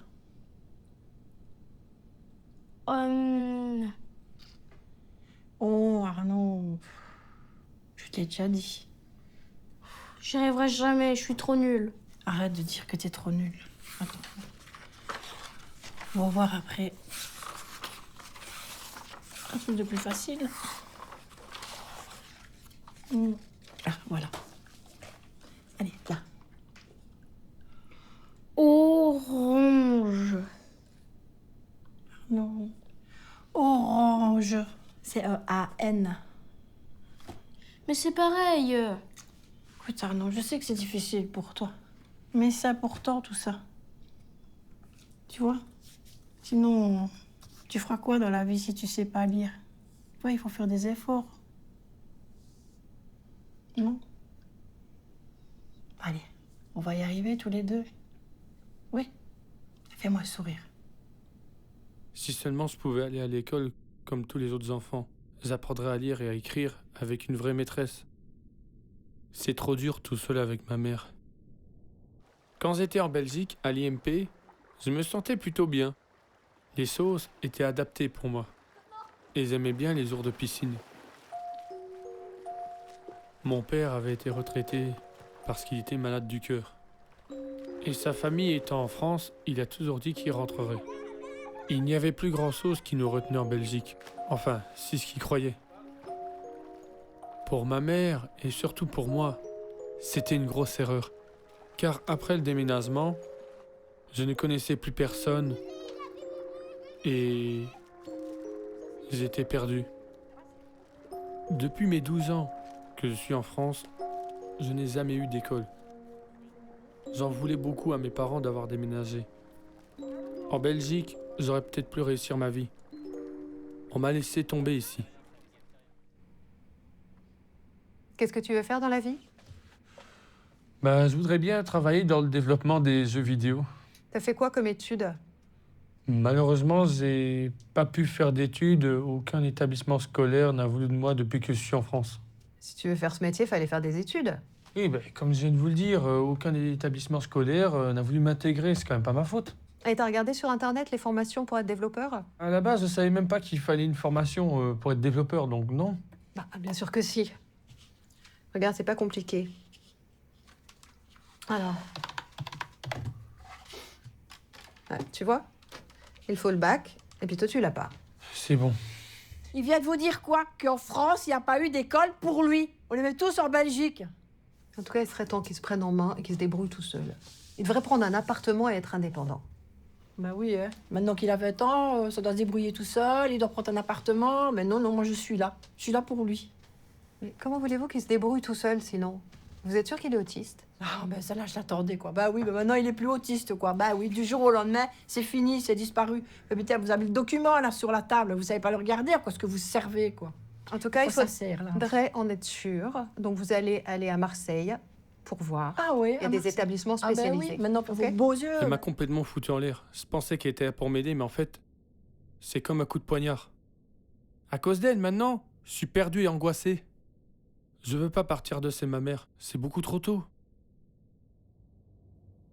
C'était le mois de juin, le début de l'été. Après 3 mois d'attente, c'était le jour J. Je crois que ça a été le pire moment de ma vie. Alors, est-ce que vous pouvez nous expliquer pourquoi vous êtes ici aujourd'hui? Mais écoutez, c'est la directrice de la crèche qui nous a alertés sur son comportement. Très bien. Dans un premier temps, on va commencer par faire connaissance. Et si vous pouvez nous expliquer votre parcours pendant la grossesse. Comment s'est-elle passée? Bah écoutez, j'ai perdu ma mère un petit peu de temps avant la grossesse, donc ça a été assez compliqué. J'ai été très souvent malade, fatiguée, j'ai eu beaucoup d'otite aussi. Mais comment vous sentiez-vous? Elle vient de vous dire, elle a perdu sa mère. Pouvez-vous m'en dire plus sur ce que vous ressentiez? Bah j'étais en deuil, donc j'étais pas au top. Isaac, arrête avec la lumière, s'il te plaît. Il faut pas lui interdire. Vous pensez pas? Bah non, je suis pas d'accord. Je pense qu'avec mon mari, quand c'est trop, c'est trop. Donc on lui interdit les choses, oui. Il faut l'arrêter ou pas? Vous savez, on sait pas ce qui est le mieux. Mais alors pourquoi vous me dites que c'est pas la bonne méthode que j'emploie? Vous savez, j'ai vu un pédopsychiatre qui m'a dit qu'il fallait rester ferme avec Isaac, et pour le coup, on a des résultats qui sont très probants. Isaac, tu veux dessiner? Est-ce qu'il connaît les animaux? Oui, oui, on le fait travailler tous les matins et on lui fait faire beaucoup de jeux d'éveil. Comment ça, vous le faites travailler? On lui fait faire beaucoup d'activités. Du puzzle, des Lego. On lui raconte des histoires, on stimule son imagination. D'accord. C'est bien de faire des activités, mais il faut pas qu'il prenne ça pour du travail. Ne vous inquiétez pas. Comment s'est passé l'accouchement? Très bien. Pour le coup, j'ai accouché naturellement et tout s'est très bien passé. Y a-t-il des antécédents de maladies mentales dans vos familles? Mes 2 grands frères. C'est quoi le rapport? S'il a quelque chose, faut que vous trouviez tout seul. Vous êtes médecin, non? Vous devrez faire des diagnostics en faisant des analyses, pas en posant des questions stupides. Mon mari n'était pas prêt, et moi non plus, mais je répondais à chaque question, je disais tout ce qui me semblait important. Le problème, c'est qu'on n'était pas d'accord. Il m'a dit de ne rien dire, qu'ils devaient trouver par eux-mêmes. De quel comportement fait allusion la directrice, justement? Ben, il répond pas à son prénom, il répond pas quand on l'appelle, il n'arrive pas à nous regarder dans les yeux, il pointe pas du doigt non plus. Il fait des cercles parfaits, il est plutôt en avance pour son âge, vous savez. Bah, écoutez, pour nous, je pense qu'on a tous les éléments. Oui. On va rédiger un rapport qu'on vous enverra, bien entendu, ainsi qu'au CAMS. Alors, je ne sais pas si vous connaissez le CAMS. Le CAMS, c'est un centre d'action médico-sociale précoce. Et je pense qu'à partir de là, on pense que c'est plus judicieux pour vous que vous retourniez vers cette équipe-là. Oui, oui, on connaît. Ben, écoutez, on va prendre rendez-vous, c'est tout. Quand on a demandé d'où vient l'autisme, la réponse est la génétique ou l'environnement de l'enfant. En gros, en termes non médicalisés, ben, c'est à cause de vous. Après 3 mois d'attente, c'était le jour J. Ça va, chérie? J'attendais que tu rentres. On a reçu le compte-rendu d'Isaac.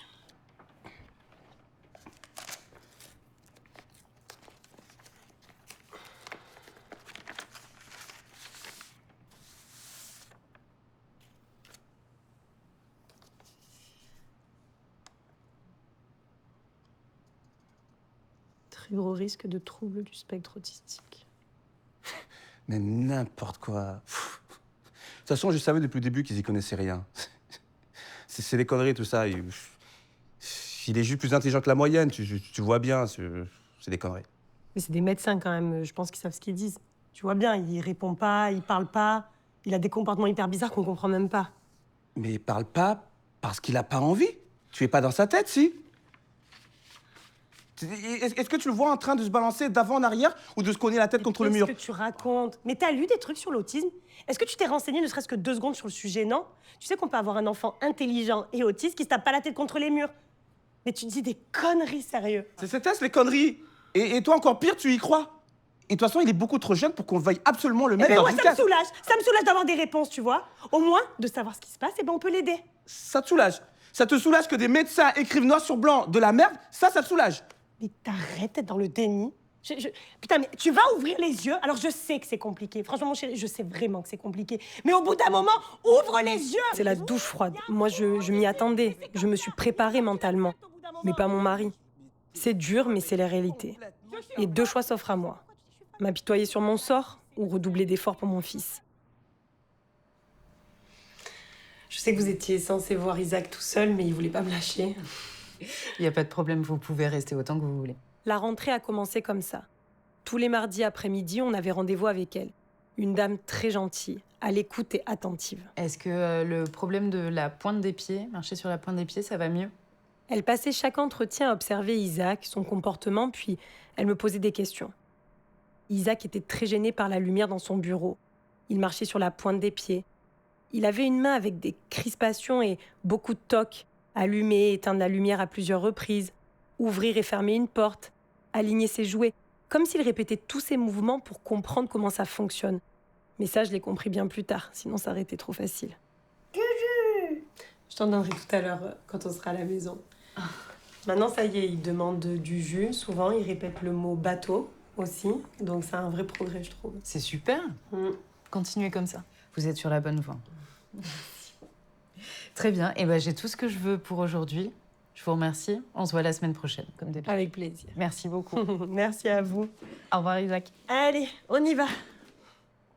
Regarde les jeux là-bas. Regarde. Coucou, bonhomme. Ça va, ça a été? Oui, très bien. Il a bien dormi, il s'est réveillé juste 2 fois dans la nuit, mais ça va. Pas de cauchemar, rien? Non, c'était que pour de l'eau cette fois-ci. Ah bon, ça va. Dites-moi, je voulais vous parler par rapport au midi. On a des petits soucis avec le fait qu'il ait du mal à s'endormir. Vous n'êtes pas au courant? Bah, si le midi veut pas dormir, vous pouvez l'installer dans une autre pièce et puis vous le faites jouer et reste tranquille.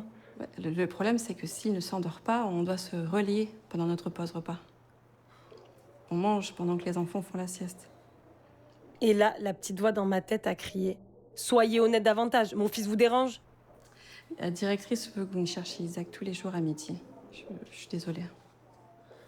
Je sais que c'est pas de votre faute, mais je peux aller lui toucher un mot? Oui, oui. Elle est disponible? Oui, oui.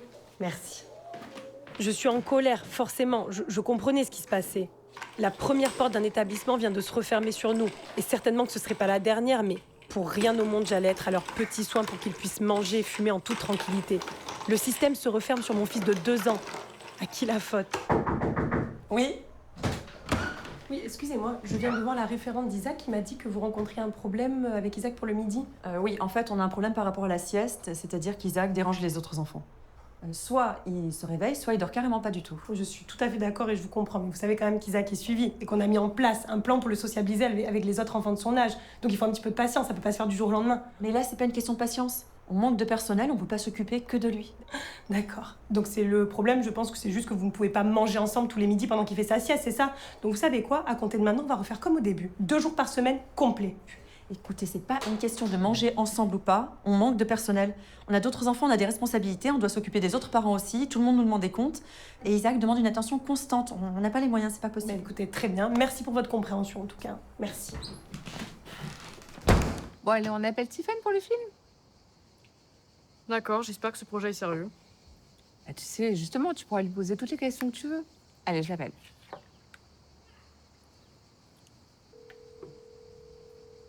Oui, Tiffany, bonjour, c'est Sophie, la maman de Lou. Oui, très bien, merci. Voilà, j'ai parlé du projet à Lou, elle est à côté de moi. Je vous mets sur haut-parleur pour qu'elle entende. Ok, merci. Bonjour. Salut Lou. Alors voilà, Lou est très intéressée par le projet, c'est juste qu'elle aimerait en savoir un petit peu plus. Oui, avec plaisir. Tu veux savoir quoi? Oui, il faudrait que je fasse quoi par exemple? Alors le projet commence par l'écriture. À partir de ce que t'as vécu, il faudra parler de ce que tu ressens, ce que tu penses. Eh bien ça tombe bien parce que j'ai déjà écrit toute ma vie entière dans 5 cahiers, alors il y aura qu'à choisir. Ah bah c'est super. En plus de faire du théâtre, t'écris. Bah c'est déjà une bonne partie du travail qui est fait. Bon, bah écoutez, je vous laisse toutes les deux. Moi, j'ai 2-3 trucs à faire. Hein? Bah, c'est bien parce que je vais rencontrer des gens comme moi. Ça me fera de nouveaux amis et j'espère qu'ils seront cool. On pourra faire autre chose que parler du projet. Rigoler ensemble, enfin voilà, pas que du travail quand même. Bah bien sûr, moi j'adore rigoler. Et puis on pourra se donner des nouvelles aussi en dehors du travail pour le projet, t'inquiète. Ouais, t'as l'air cool en tout cas. Tu parles beaucoup comme moi. C'est cool les gens avec qui on parle beaucoup comme ça, on s'ennuie jamais. Merci, c'est gentil. Bah toi aussi, hein, t'as l'air super cool. Est-ce qu'on pourrait s'appeler pour prendre des nouvelles des fois, enfin, tu vois, comme des copines, quoi. Oui, je sais, le projet c'est important, mais est-ce qu'on pourrait s'appeler pour le plaisir de temps en temps? Oui, si tu veux. C'est important qu'on apprenne à bien se connaître pour le projet. J'ai hâte de venir à Marseille. Moi aussi, j'ai hâte d'être rencontrée. Bon, Lou, allez, ça fait 1 heure que tu es au téléphone maintenant, on y va? Mais maman, ça va, c'est quelque chose d'exceptionnel qu'il se passe là. Faut pas exagérer. Moi, j'ai jamais de moment comme ça comparé aux autres, alors ça va. T'inquiète pas, Lou, on aura le temps de se rappeler. C'est bon, là? Non, mais... Ça va? Non, mais... Salut, Lou, à bientôt. Oui, salut. Je t'ai expliqué 15 000 fois qu'il fallait pas m'interrompre quand j'étais au tel ou quand je suis en conversation. Je sais, Après, je suis encore plus stressée. Allez, tiens. Au début, je préfère rester neutre pour ne pas me faire des illusions. Mais ce projet a l'air intéressant et cool, je suis contente. J'espère vraiment que les gens que je vais rencontrer seront tolérants et qu'ils ne me diront pas qu'une amitié n'est pas possible avec moi. Elle est bizarre, elle. Qui parmi vous a reçu cette remarque? Si vous savez combien de fois on me l'a envoyée dans la gueule. Aussi bien mes amis que mes profs. J'ai jamais compris pourquoi. Bizarre? Ça veut dire quoi, bizarre? Étrange, anormal, incompréhensible. Dans tous les cas, c'est vraiment pas la joie d'être bizarre. On est rejeté, exclu. On a des amis qui en fait n'en sont pas. Tu as même des gens de ton âge qui en fait te subissent, font juste semblant de t'apprécier pour se foutre de toi, et ensuite t'envoyer balader violent. Quelle bande de menteurs! Comment arrive-t-il seulement à faire semblant? Doit-on simuler pour être normal? Dois-je me changer pour être aimé? Je suis détestable à ce point? J'ai essayé d'être quelqu'un d'autre, d'être comme eux, de parler des mêmes sujets, de rire au même moment, mais je n'ai jamais tenu. Comment ils font, putain?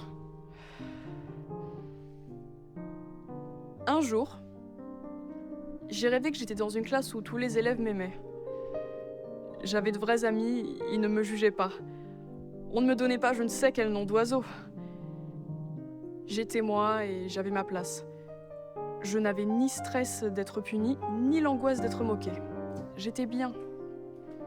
Dans mon rêve, mes profs ne me criaient jamais dessus, même quand je bavardais avec mes amis. Au-delà d'avoir des camarades, c'était comme mes frères et sœurs.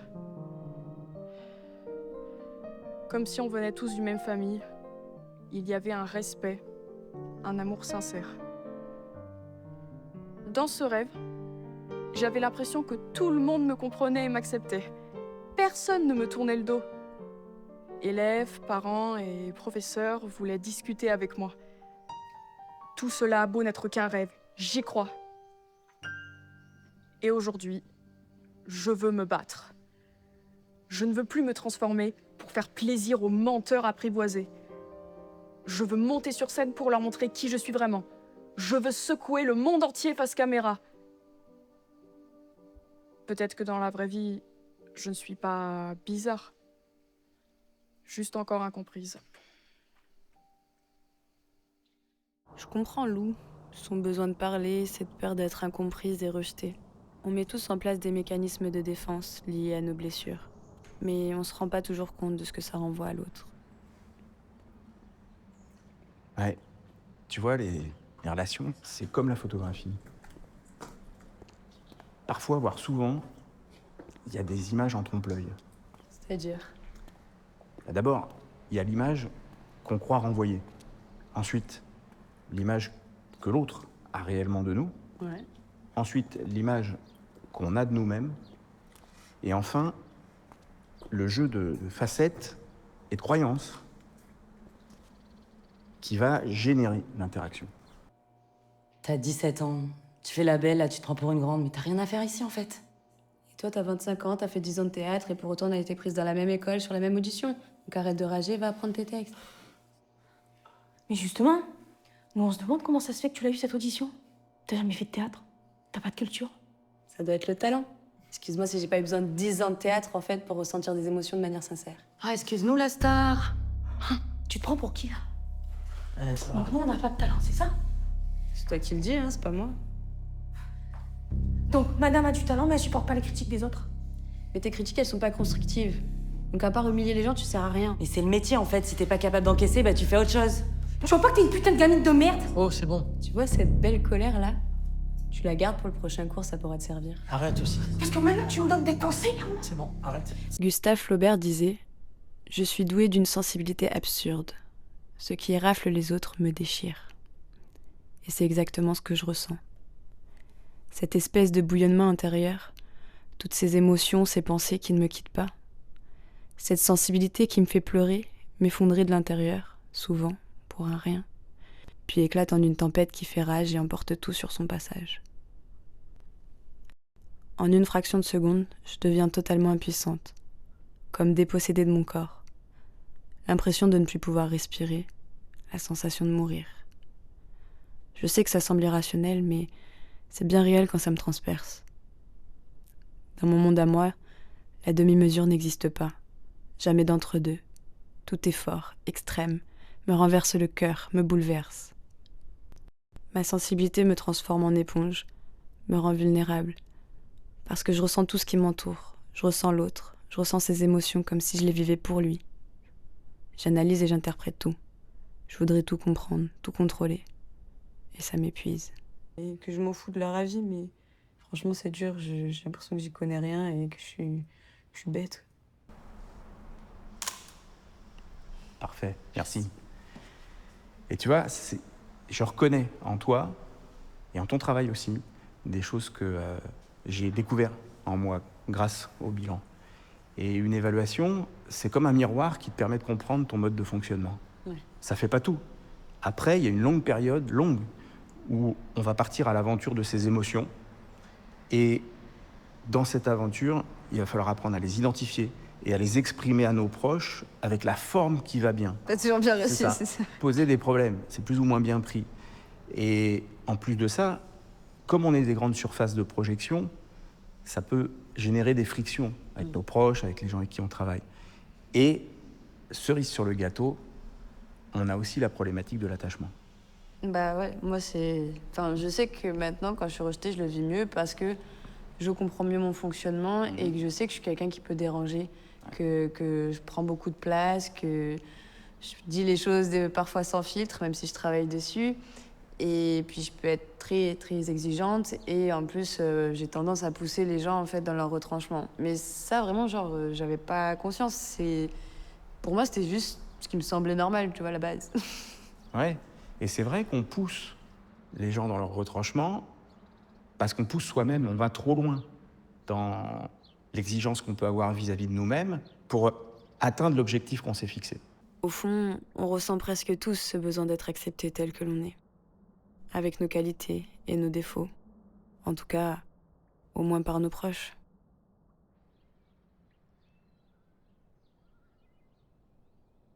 Moi, Arnaud, le pantin de ma vie, pris au piège de mes tics, de mes tocs et de ma nervosité. Quand j'avais 7 ans, mes parents ont acheté une caravane. Ils voulaient qu'on aille faire du camping. Ils se sont dit que peut-être qu'en m'amenant en vacances là-bas, ça m'aiderait à me sentir mieux et à m'ouvrir un peu plus aux autres. Mais c'était pas gagné. Certains enfants de l'air de jeu étaient méchants et se moquaient tout le temps de moi. Et à force, Je ne voulais même plus aller jouer à l'air de jeu. Salut les gars, vous faites quoi? Tiens, salut Arnaud. Vas-y, tiens, là, Arnaud. Voir ça. Vas-y, lance-le. Là-bas, là.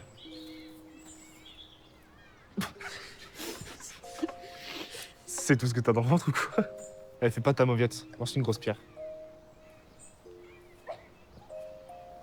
Allez, qu'est-ce que t'attends? T'as peur ou quoi? Bah, je sais pas. J'ai pas trop envie de me faire encore engueuler à cause de vous. Alors dégage, c'est bon. On traite pas avec des gamins comme toi, nous. Vous trouvez ça intelligent de jeter des cailloux?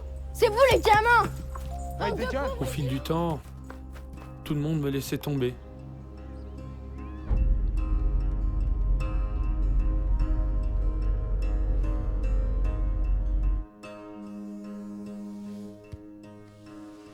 Allô? Oui, bonjour Sylviane, c'est Tiffaine. Je vous appelle parce que ça y est, j'ai trouvé un photographe qui est d'accord de prendre Arnaud en shooting. Oula, c'est trop bien, là, Tiffany. Non, quand je vais lui dire, il va être vraiment trop content, là. Et si jamais Arnaud il veut me contacter pour parler du film, si ça l'intéresse, bien sûr. Ouais, mais ok, ben pas de soucis, Tiffany, je vais lui dire. Eh ben merci beaucoup, on fait comme ça. À très bientôt. Au revoir. Arnaud! Oh, Arnaud, trop contente. Viens vite. Bienvenue au studio de Gigi. Salut Arnaud. Enfin, je vais pouvoir faire de belles photos professionnelles. Je n'y croyais plus. Tu veux pas me lâcher ce jeu et venir, s'il te plaît? Attends, j'arrive, je finis un truc vite fait. Dépêche-toi. Personne ne voulait me faire de shooting à cause de ma différence. Tu commences avec ça? Oui. T'as une cabine au fond, derrière le rideau rouge. Tu vas te changer, on t'attend et on commence. Ok. Allez, viens. Assieds-toi. Alors, qu'est-ce que tu veux me dire encore? Ah, devine un peu. Je suis pas doué pour les devinettes, allez, vas-y, dis. Tu sais que tu vas aller faire des photos. Tu vois, c'était du sérieux, quoi. Des photos shooting? Tu te fiches de moi? Non, t'es sérieuse? Bah oui, je suis sérieuse. Tiffany vient de me téléphoner. Tu vois, je te l'avais promis, hein. Bah, franchement, c'est... c'est pas quoi dire, c'est génial, mais Ouais. tu trouves que ça ira? Je suis pas trop moche? Tu sais quoi, Arnaud, tu me saoules à chaque fois à me dire que t'es moche. T'es un beau jeune homme. Là, tu vas aller tout au fond et tu vas venir en marchant comme un défilé. J'y croyais plus. À chaque fois qu'on me dit qu'on va faire quelque chose pour moi et qu'au final on fait rien, bah tu vois... Oui, je suis autiste. Mais pourquoi je ne pourrais pas être mannequin? Stop, c'est bon, parfait. Attention. C'est bon. J'en fais une autre. C'est ça le truc. Et à propos aussi, je dois te dire. Hmm? J'ai donné ton Facebook à Tiffany pour le film. Tu vois le film qu'elle t'a parlé? Ouais, je crois qu'elle m'avait parlé d'un film. Tu vois qu'on va y arriver pour finir. Génial, hein? Et t'es une génie. C'est... Ah! Bah, on va éviter, c'est bon. Tu viens de me défoncer les doigts avec. Ben bref, je suis content, voilà. Ah ben, c'est encore super. heureux. Ça va un peu évoluer. J'ai acheté ce livre d'occasion car je ne le trouvais nulle part. Que ce livre soit magique pour Isaac et les gens qu'il aime, comme il a été pour Pauline et moi. Il s'y cache plein de trésors. Les frissons ont grimpé dans mon dos, c'est un signe évident, j'y crois. Je l'ai lu en quelques heures et il est si intéressant. L'auteur est une psychothérapeute spécialisée dans la thérapie parentale des enfants autistes. Son histoire m'a fait voyager. Elle a conçu des méthodes d'apprentissage et des exercices adaptés. J'ai pris des notes pendant plusieurs jours de tout ce que faisait Isaac, du lever au soir, tous les détails. Détecter, comprendre et analyser le comportement de mon fils. Pour que l'enfant puisse comprendre ce qu'on attend de lui, il faut attirer son attention. Et même si on fait des bancs de 10 mètres avec un nez de clown et une trompette, si ça ne l'intéresse pas, ça n'intéresse pas. C'est une grande victoire et j'ai cru en lui. C'est le commencement de notre histoire. Tout a basculé. Notre énergie était reliée, on était dans le même cocon.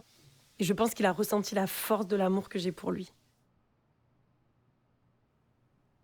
Je continue mes recherches, je regarde les vidéos, je lis des articles et je découvre le récit d'une naturopathe. Isaac, arrête. Je trouvais ça étrange et surprenant. Quel rapport avec le ventre? Regarde ce qu'il dit sur cet article. La flore intestinale est le nom donné aux 100 000 milliards de bactéries installées dans nos intestins. Ceux-ci communiquent avec le cerveau via la circulation sanguine et les nerfs.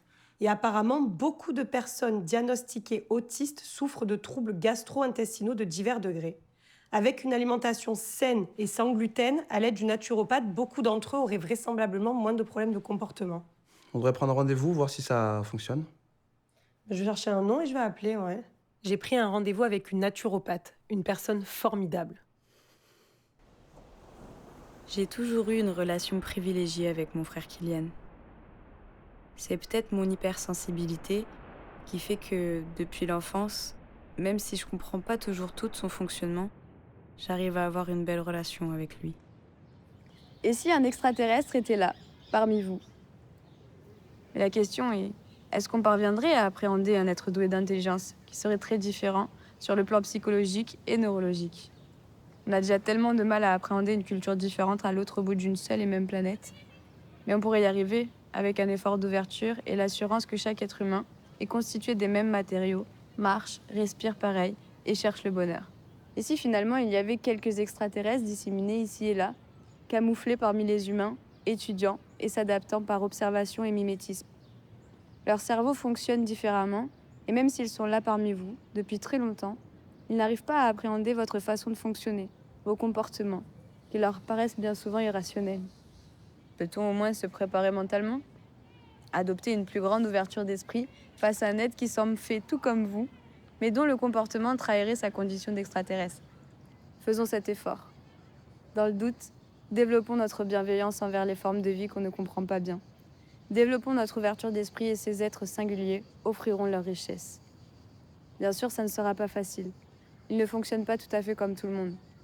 Leurs difficultés ne sont pas comprises, et si on ne soupçonne pas qu'ils soient extraterrestres, on prendra leur comportement étrange pour un caprice, pour de l'arrogance ou du snobisme, voire un désintérêt total pour les gens et ce qui les passionne. Parfois, on pense qu'ils sont malades, que ça va pas dans leur tête, et on essaye de les guérir, parce qu'on prend les signes de leur différence pour les symptômes d'une maladie qu'il faut traiter et faire disparaître. Et ce n'est pas une maladie, c'est juste leur façon d'être, avec un cerveau différent, qui peut susciter des idées différentes, suffisamment originales pour devenir parfois des sources de progrès et d'innovation. Ils sont là, vous en avez déjà croisé quelques-uns. Ouvrez-vous à eux.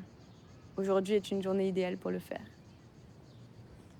C'est vrai qu'au début, j'aimais pas trop ce terme extraterrestre, mais finalement, enfin, pour moi, on est tous un peu des extraterrestres, chacun dans notre domaine, à notre façon. Oui et non. En soi, on a tous des facilités et des difficultés dans des différents domaines, ça c'est sûr.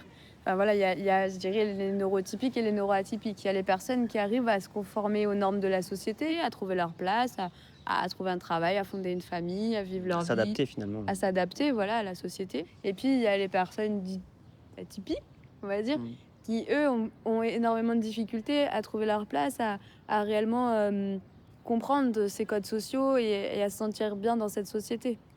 Ce que je fais, enfin, ce que je commence à mettre en place, c'est voilà, c'est de voir la sensibilité de la personne que j'ai en face, voir comment elle interagit et comment je peux être moi-même, être singulier sans forcément me mettre à l'écart des autres et ne plus être en contact avec les autres. Parce qu'on est quand même obligé de se dire, à un moment donné, on a une conscience, on doit faire attention à nos proches, on doit faire attention aux gens qu'on aime. Et du coup, si ce comportement ou cette manière de faire, c'est compliqué ou ça leur fait de la peine, est-ce que je dois le changer? Ou est-ce que je me sépare des personnes qui ne m'acceptent pas comme je suis? Et du coup, je m'entoure que de personnes qui m'aiment comme ça et qui m'acceptent et qui sont en accord avec qui je suis, quoi. Ouais. Ça, je pense que ça se fait naturellement. Soit les deux parties trouvent un terrain d'entente pour s'entendre, et si c'est pas possible parce que trop de différences, naturellement, ces personnes vont plus fréquenter fréquenter des personnes qui sont... parents. Faut pas se perdre en voulant essayer d'être quelqu'un d'autre. C'est vrai que moi, des fois, j'ai voulu trop, entre guillemets, trop en faire, et au final, j'étais plus moi-même à vouloir avoir un comportement entre guillemets un peu parfait avec mes parents pour qu'il n'y ait pas de conflit, mais au final, ça marche pas.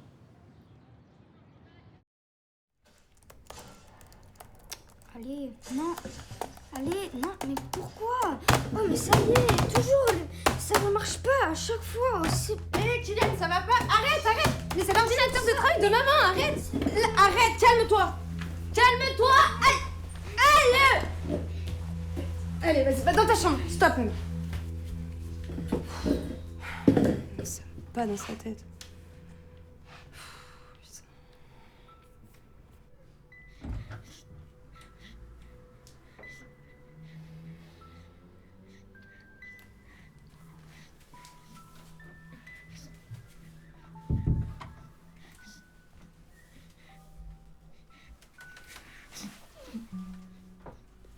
Tranquillou.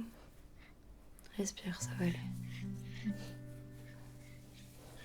Tu sais, tu peux pas casser l'ordinateur de maman comme ça, elle en a besoin pour le travail. Allez, respire. Ça va passer. Tiens, prends un mouchoir.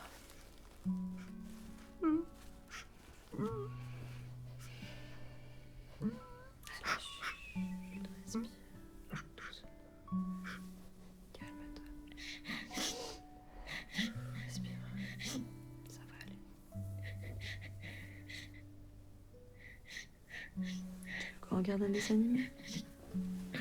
Allez, viens. Bouge-toi.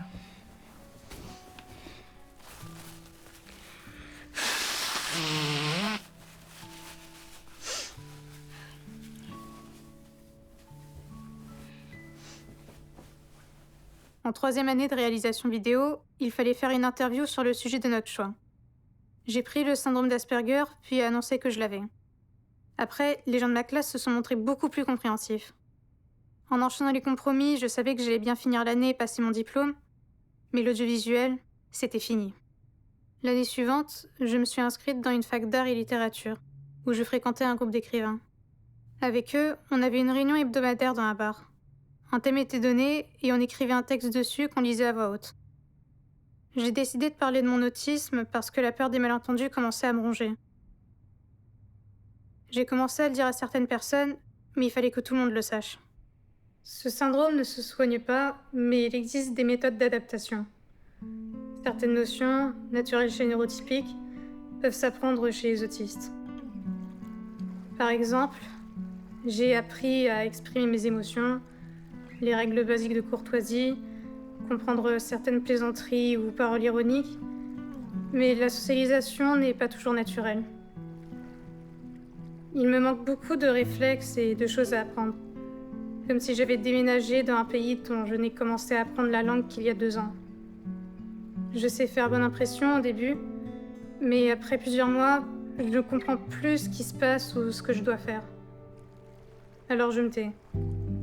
Je n'ose plus parler de peur de donner une fausse impression, d'avoir des écarts de conduite sans m'en rendre compte, et que les autres le perçoivent comme un manque de respect.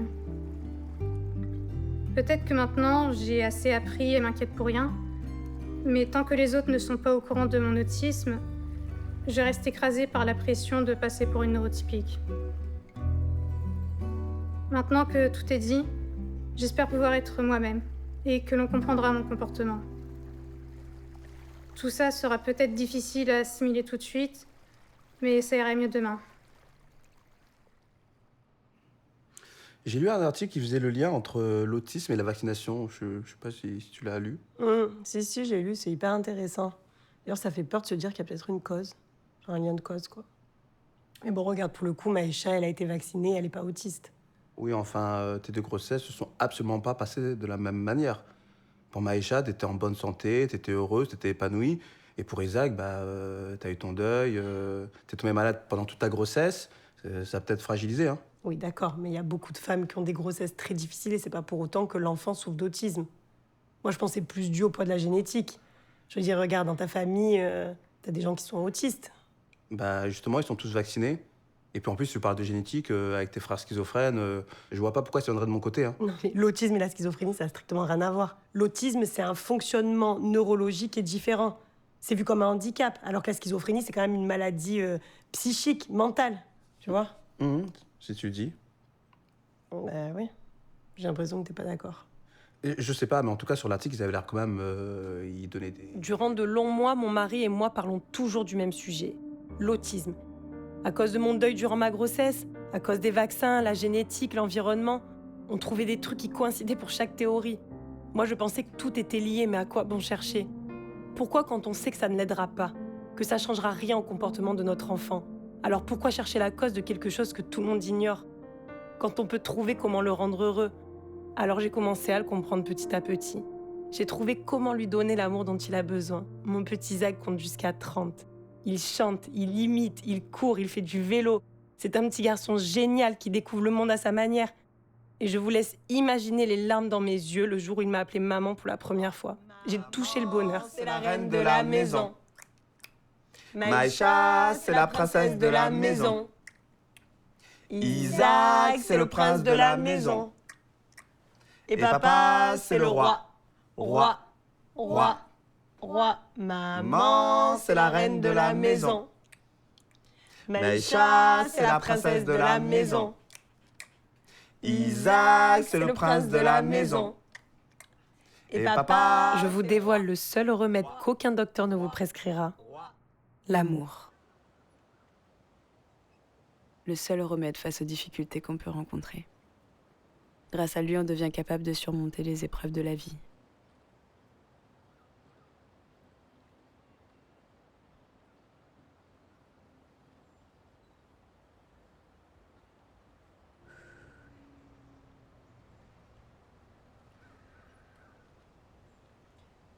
Je voulais te dire, des pères, t'as pas été le pire. T'as fait ce que t'as pu, comme on le fait tous au fond. Il y a bien longtemps que le temps des reproches est passé. À présent, je tiens à te remercier. Même si entre nous, ça a rarement été facile. C'est dans tes mots que j'ai trouvé mes repères. J'ai été apaisée quand tu m'as laissé apercevoir qui tu étais. C'est dans tes faiblesses que j'ai compris quelles étaient les miennes. On se ressemble beaucoup. Je garde que le bon de toi, de ton héritage.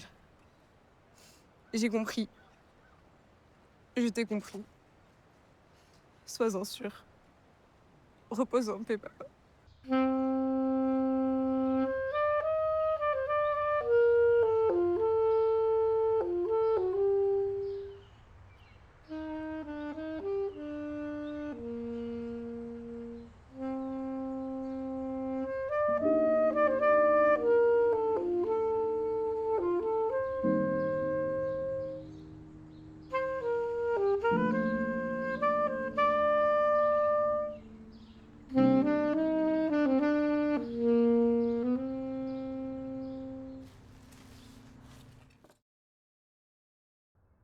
Qu'on soit neurotypique ou neuroatypique, trouver sa place dans ce monde n'est pas simple. On a tous vécu des choses plus ou moins traumatisantes, mais ce n'est pas pour autant que ça nous définit. La vie est aussi faite de choix. On peut choisir de pardonner, de soigner nos blessures. Ça prendra peut-être du temps. Ce sera plus difficile pour certains qui n'auront pas les mêmes chances, le même soutien. Oui, c'est injuste. Alors on peut passer sa vie à se demander pourquoi moi ? Qu'est-ce que j'ai fait pour mériter ça ? On peut se morfondre dans ses peurs, ses doutes, ses faiblesses, ou choisir de se faire confiance et décider de construire un avenir qui nous plaît. L'important, c'est d'apprendre à se connaître. Tout le monde est bon dans quelque chose et peut apporter sa pierre à l'édifice. N'en doutez jamais.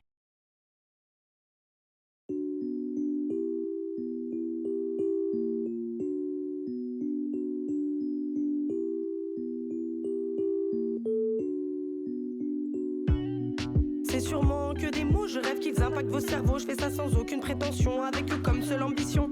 Un monde bien plus humain, rempli d'espoir, rempli d'amour, un peu moins recouvert de noir. Notre seule force sera d'y croire, donc on met la main à la pâte. Jusqu'à la fin, on va se battre.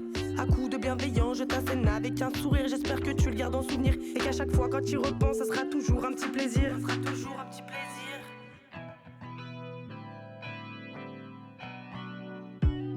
Moi je veux juste vous tendre les bras, j'espère qu'on le fera pour moi. Pour vivre heureux, besoin des autres, toute seule plus facile que je me vautre. Alors tendez-moi votre main et venez saisir la mienne. Allez venez, je vous emmène dans un bel endroit où on s'aime. Allez venez, on vous emmène dans un bel endroit où on s'aime. Allez venez, on vous emmène dans un bel endroit où on s'aime. Allez venez, on vous emmène dans un bel endroit où on s'aime. Allez venez, on vous emmène dans un bel endroit.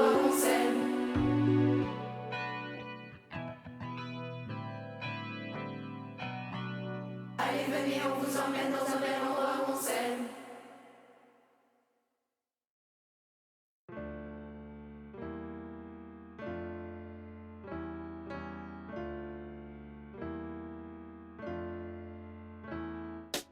Chacun sa vision du bonheur et je vous en prie, n'ayez pas peur si ça ne coïncide pas vraiment avec ce qu'attendent les gens, car trop injustes ils le sont souvent. Pour certains une longue vie à deux, pour d'autres une putain d'une famille, pour un peu rempli de voyages. Pour moi tout ça c'est un mirage, moi je veux juste que l'on m'écoute, ça permettrait de faire taire mes doutes, qu'on me réponde en un regard. Dans vos yeux je demande l'asile comme si je regardais dans le miroir. Et je sais bien que c'est pas facile car trop souvent les miens sont noirs. Je suis pas méfiante, je suis juste distante, j'ai trop peur de ce qu'on pourrait y voir. Trop souvent j'ai des sales idées quand je ne me sens pas entourée. Je ne trouve ma survie que dans le regard d'autrui. Aimez-moi, je vous en prie. À la recherche de l'amour, j'irai faire des tonnes de détours, simplement pour vous faire la cour. J'irai coller des tas d'affiches, distribuer des prospectus. Je ne recherche pas mon caniche, des gens pour qui j'ai de la valeur, moi de gens du cœur. Éternel besoin de reconnaissance, j'irai bien plus loin que Byzance s'il le fallait. La distance ne me fait pas peur dans cette quête du bonheur. Si je le fais pas, je vais crever, alors aimez-moi s'il vous plaît.